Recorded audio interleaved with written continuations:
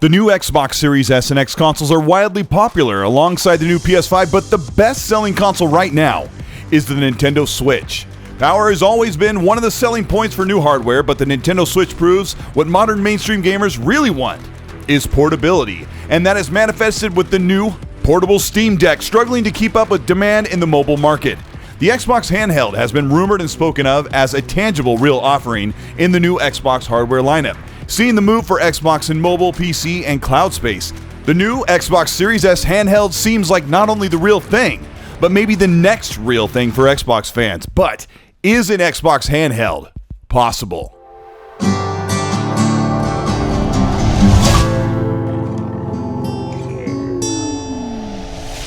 This is Colteastwood. Welcome back to the channel. Today we're going to talk about the Xbox Portable, the handheld everyone's been asking for, the one they've been waiting for.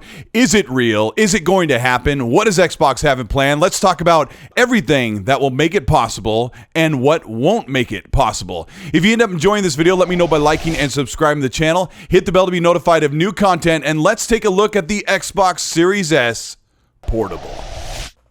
Xbox, since 2019, has been ushering a new wave of online, cloud-based gaming with the introduction of xCloud on Android and Apple mobile screens with increasing quality, reliability, and now with nearly any or all of your games on server and console. Since then, Stadia, GeForce, and others have been trying to get us free from a plugged-in console, allowing us to play our games where we want, with all core gamers either owning a modern smartphone or a tablet. Bringing Xbox to everyone on the go seems like the best way for Xbox to reach over 1 billion gamers. But it's never enough, and fans are begging Xbox to make a modern handheld console. Xbox has a major initiative to build up the Azure-based Microsoft xCloud service for enterprise, business, and gaming industry. And so far they have pushed that to smart TVs, all browser-based mobile screens, and PC. But what fans really want is a locally installed, native portable screen that does not rely on internet connections, data caps, or compressed graphics being streamed. One of the major rumors and even insider hinted concepts is an actual Xbox Series S handheld device, which would be literally a tissue box sized Series S reduced down to a Steam Deck sized portable console with a bright, colorful screen for gaming. There are a couple of obstacles that keep the Xbox Series S portable handheld console from becoming a reality, and we are going to break down why the Xbox Series S portable is not possible and why even an Xbox One X portable is not something Xbox would pursue. First, let's talk about the physical specs for the Xbox Series S. Right now, it is a console smaller than a tissue box, weighing in at 4.25 pounds or 2 kilograms. Contrast this with the hefty Steam Deck, weighing in at only 1.5 pounds or just over half a kilogram. Less than half the weight of the Series S. Looking at Digital Foundry's teardown footage of the Xbox Series S, and it is apparent that the console is not easily form-factored into a portable console, unless you attach an exterior screen like the very popular up-spec X screen, which thousands are using right now as a travel console. Looking at the Xbox Series S board, the system on chip or SoC, it's that width and configuration look nearly ready to be implemented into a handheld device. Even the height makes the console a bit too tall compared to the Switch or Steam Deck, but all it needs is room for buttons and a nice LED or OLED 8-inch screen, and the Series S handheld would be born. One of the major hurdles right now for the Series S to become a handheld mobile console are two components that have nothing to do with the graphics or the processing or being able to play games on the go. Clearly, the power supply and heatsink are the physical limitations for this portable console.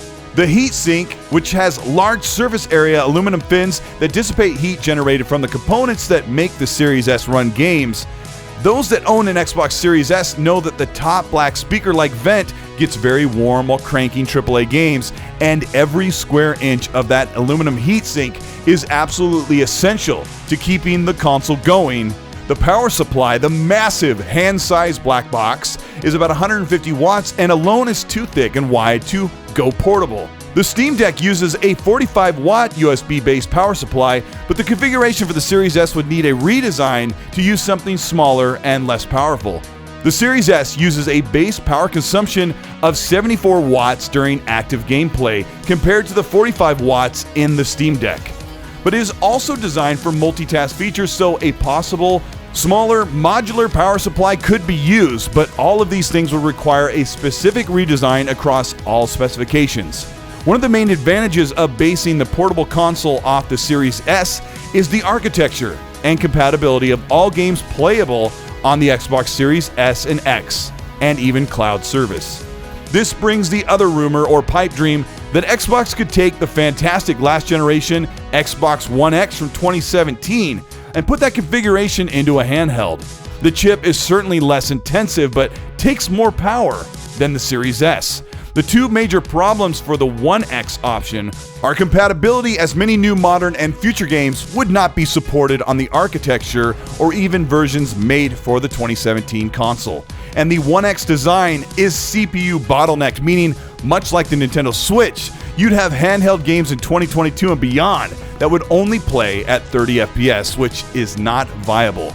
Remember that the popularity for the Nintendo Switch, which runs games at 30 frames in some instances, that hinges on two things. Nintendo Switch is popular for its portability and the breadth of its first-party popular games that are less demanding and are not made or built for major modern consoles or PC. Xbox has a clear vision to bring gaming to everyone on the planet, breaking boundaries of internet connections, buying hard-to-find consoles, and allowing them to have infrastructure in place to take their games with them wherever they want to play, on a TV, on a device, on your console, and PC.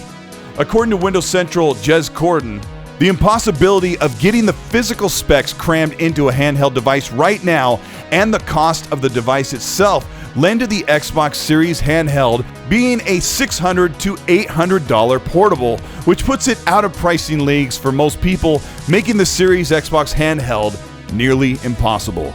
Redesign of research and development recuperating costs over this console generation are likely undesirable prospects for the Xbox hardware team right now, when they are already offering the Xbox experience on nearly every screen imaginable. If Xbox can grow Game Pass into something bigger than a few hundred games, and with them including your entire Xbox library on xCloud, finding a way to play on a portable screen without data limits is definitely the future and far beyond the locally installed handheld market. Tech grows exponentially, and with each year, latency is reduced, reliability is increased, and the accessibility to fast internet will be available to the core gaming market.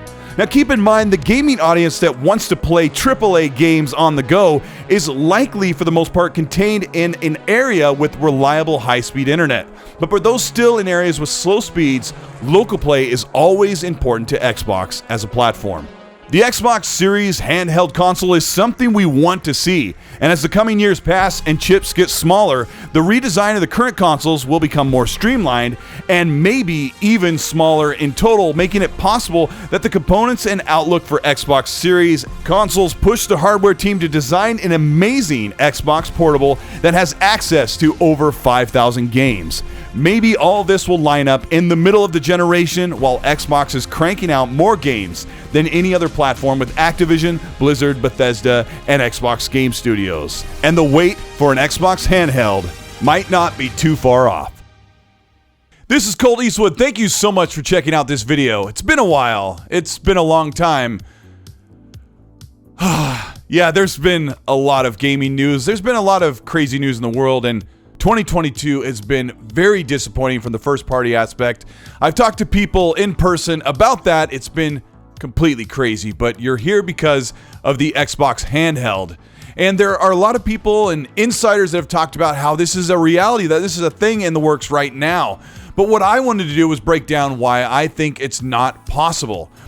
If you ended up enjoying this video, let me know by liking and subscribing to the channel. Hit the bell to be notified of new weekly content. If you want to further support what we do here on the Colteastwood channel, you can do that by hitting the channel membership below. You can also join the Patreon. Either of those will get you entered into monthly giveaways for merch of your choice and get you early access to videos before they go up. Also, if you want to hear more detailed explanations of what's going on in the gaming industry week by week, check out the X&C podcast. There I have industry interviews. I also talk with my co-host Gaz from Game On Daily about all of the news, and we have an interview with a developer coming up next Monday. Check that out. There'll be more announcements. You can check it out at 5 p.m. Pacific time, or if you're in the UK, 1 a.m. If you're all the way in Australia, which a lot of you are, thank you so much. It'll be about 11 o'clock in the morning for you, but thanks so much for checking out the content. But I want to know what you think about the Xbox Handheld. Is it something you would actually use? It could be a $400 or $500 product. Is it something you want in your gaming life? Also, there are going to be people here that argue and fight and are here to start fights. And as I always say, be nice. But lately I've been, I don't know, a little less tolerant. But it's been fun. It's been a good time. People have been really tough on developers. They've been tough on industry people, journalists, content creators. It never ends, right? But remember, let's not bite the hand that feeds us. These people are making us games.